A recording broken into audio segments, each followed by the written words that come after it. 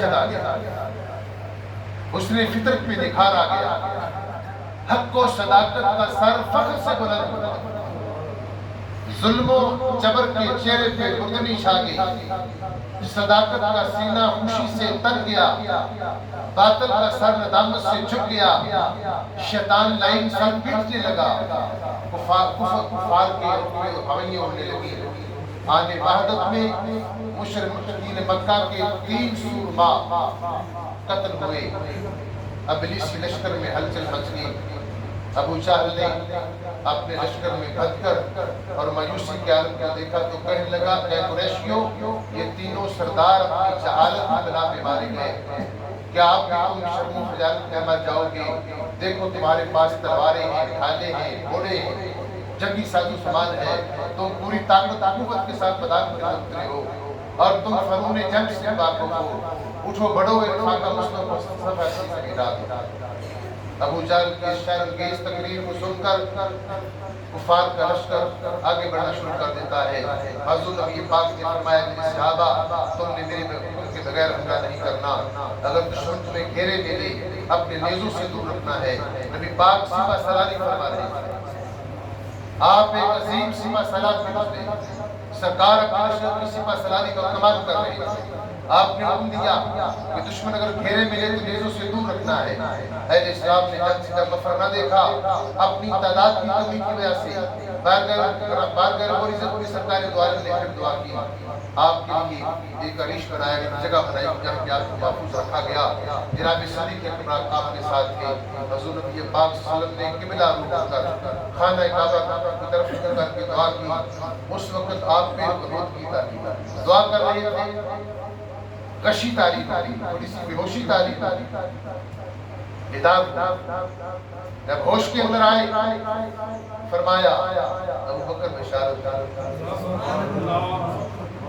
پہلے جب جنگ سے نفر نہ دیکھا، اب چھٹکارا نہیں، فقط 313 تھے ادھر 1000 کا لشکر تھا، اور ان 313 میں بوڑھے بھی تھے، بچے اور جوان بھی تھے۔ جب سرکار نے جنگ سے فرار نہ دیکھا کہ جنگ کسی صورت میں ٹل نہیں رہی، محبوب نے پھر دعا کر غنود کی تاریخ۔ جب ہوش میں آئے ابو بکر ساتھ تھے، فرمایا صدیق بشارت اے صدیق اکبر خوشخبری ہو۔ پوچھا یا رسول اللہ کس بات کی خوشخبری سنا رہے ہیں؟ فرمایا اللہ کی مدد آ گئی۔ حضرت جبریل علیہ السلام گھوڑے پہ سوار میدان جنگ کے اندر اترے۔ قرآن کریم ارشاد فرماتا ہے جب تم نے اپنے رب سے مناجات کی، اے محمد صلی اللہ علیہ وسلم، بدر کی میدان کے اندر جب تم نے اپنے رب کو پکارا، پھر رب نے تمہاری دعا کو قبول کیا، بے شک تمہاری مدد پہ فرشتے اتار دیے جن کی تعداد پہلے 1000 پھر 3000 اور پھر 5000 تک۔ ابو جہل کے لشکر میں شیطان ایک سراقہ شخص کی شکل میں شامل تھا، سراقہ کفار مکہ میں سے تھا، اس جنگ میں جو شامل نہیں تھا لیکن ابلیس شیطان کی تھا، اس کی شکل میں ابو جہل کے لشکر میں شامل تھا، لڑائی کر رہا تھا۔ جب شیطان آسمانی مدد کو دیکھتا ہے تو ڈر کے مارے بھاگ گیا۔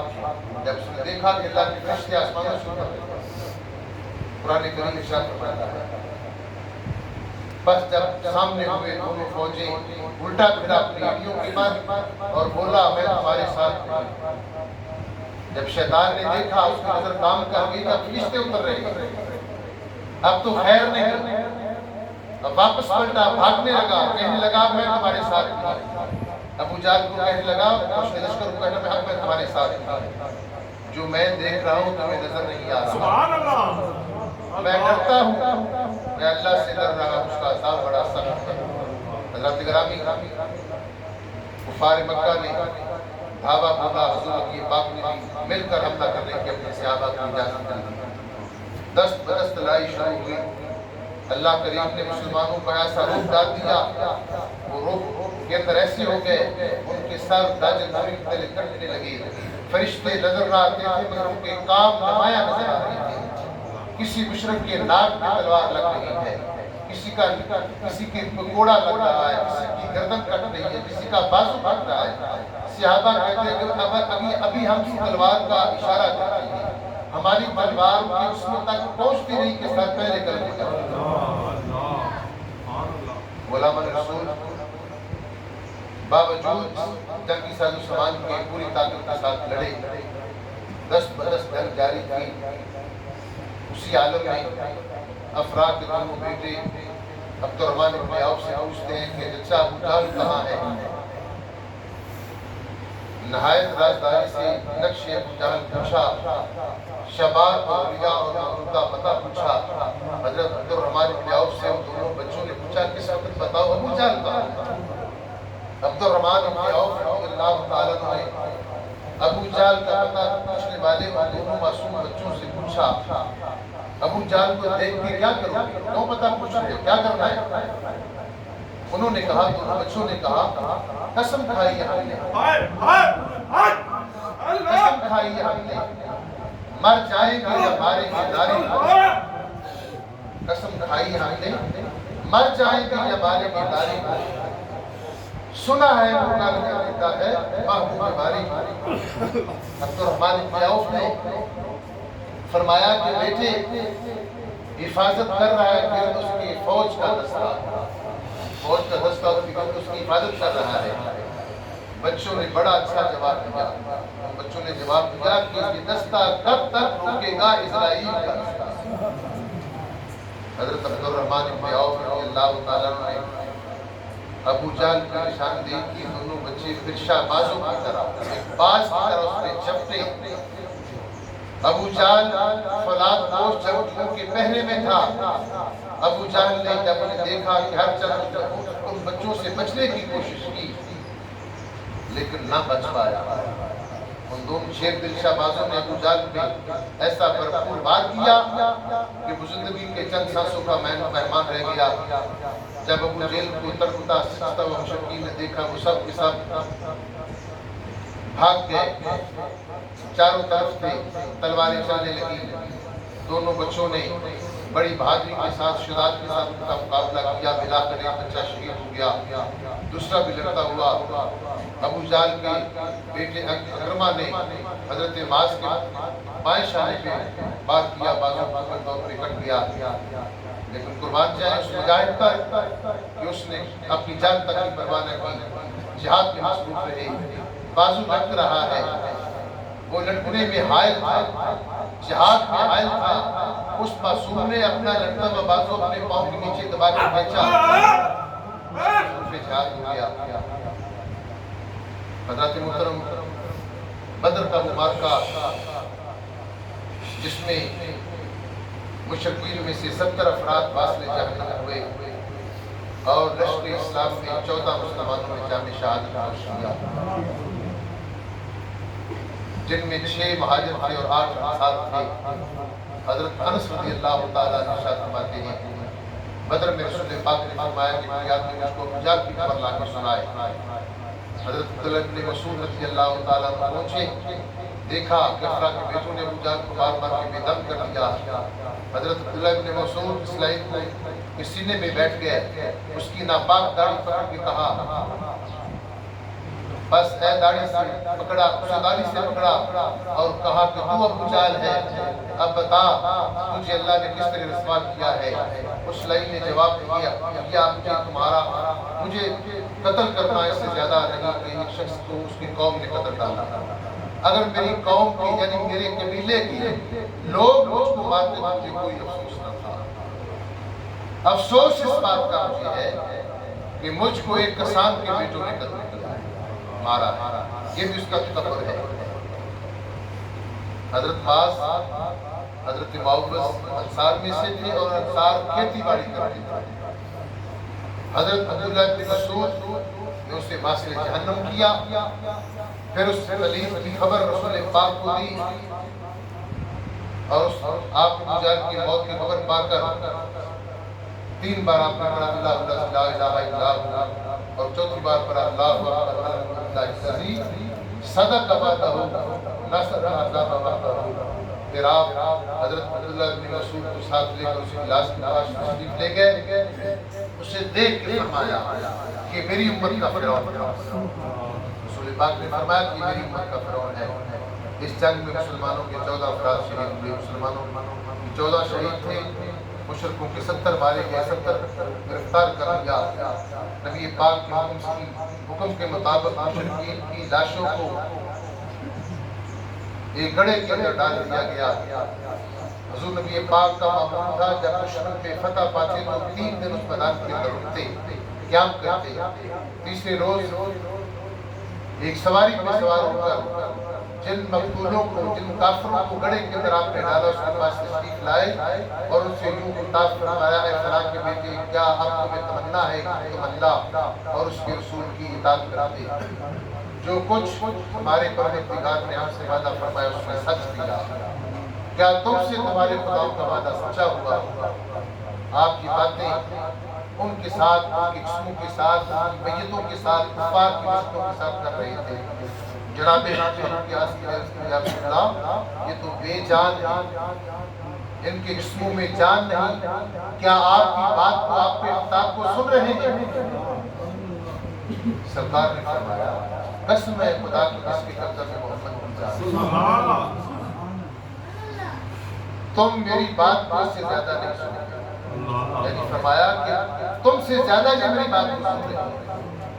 اس حدیث سے ثابت ہوا کہ مردہ بھی سنتا ہے. سرکار دو عالم نے ان کفار مکہ، مشرکین مکہ کی جو مقتول تھے اس گڑھے میں ڈالے تھے بدر کے میدان کے اندر. 3 دن کے بعد گھوڑے پہ سوار ہو کر کسی بھی سواری پہ سوار تھے. ان کو جب خطاب کیا تو جناب فاروق اعظم نے پوچھا: کیا یہ سن رہے ہیں؟ سرکار نے فرمایا: تم سے بہتر میری بات کو سن رہے ہیں. مدینہ میں 70 قیدیوں کو ساتھ لے کر تشریف فرما ہوئے. قربان جائیں رحمت عالم کی شان رحمت پر آپ نے قیدیوں کے ساتھ جو سلوک فرمایا، جو 70 قیدی کر کے لائے تھے، ان کے ساتھ کیا سلوک کیا؟ نبی کی رحمت پر قربان جائیں. دنیا عالم کے لیے بے نظیر مثال ہے آپ کی رحمت، آپ کا وہ سلوک جو آپ نے قیدیوں کے ساتھ کیا. وہ جانی دشمن تھے نبی پاک کے، مکہ کے رہنے والے تھے، جانی دشمن تھے. کیا کیا؟ جن کے پاس کپڑے نہ تھے اس نے کپڑے دلوائے. سرکار نے فرمایا کپڑے پہناؤ. قیدیوں کے بارے میں اپنے اصحاب سے سرکار نے مشورہ کیا. نبی پاک نے اپنے صحابہ سے مشورہ کیا کہ قیدیوں کے ساتھ کیا سلوک کیا جائے. جناب صدیق اکبر نے عرض کیا: رسول اللہ صلی اللہ علیہ وسلم، یہ لوگ آپ کی قوم کے اور آپ کے قبیلے میں سے، آپ کے رشتے دار ہیں، آپ کے کچھ لگتے ہیں، انہیں قتل نہ کیا جائے بلکہ ان سے فدیہ لے کر چھوڑ دیا جائے. شاید انہیں میں سے اللہ ان میں سے کسی کو اسلام لانے کی توفیق دے. جناب فاروق اعظم سے پوچھا: اے فاروق اعظم، تم مشورہ دو، رائے دو، تمہاری رائے کیا ہے؟ آپ کی طبیعت کے اندر جلالت تھی. عرض کی: یا رسول اللہ صلی اللہ علیہ وسلم، میری رائے کو نہیں جو بکر صدیق کی رائے ہے، میں اس رائے سے اتفاق نہیں کرتا، بلکہ میری رائے یہ ہے کہ ان قیدیوں کو میرے حوالے کر تاکہ میں ان کو قتل کرتا رہا. حضور صلی اللہ علیہ وسلم رحمت للعالمین، اللہ نے فرمایا: وما ارسلناک الا رحمت للعالمین. رحمت کا تاج سر پہ پہن کے دنیا میں تشریف لائے. سرکار نے صدیق اکبر کی رائے کو تسلیم کیا. سبحان اللہ. لیکن ایک روایت کے اندر یہ بھی ہے، بلکہ قرآن نے تائید فرما دی جناب فاروق اعظم رضی اللہ تعالیٰ عنہ کی رائے پہ. اللہ نے فرمایا کہ محمد جو رائے انہوں کی تھی وہ رائے پہ، لیکن اب تم فیصلہ کر چکے ہو.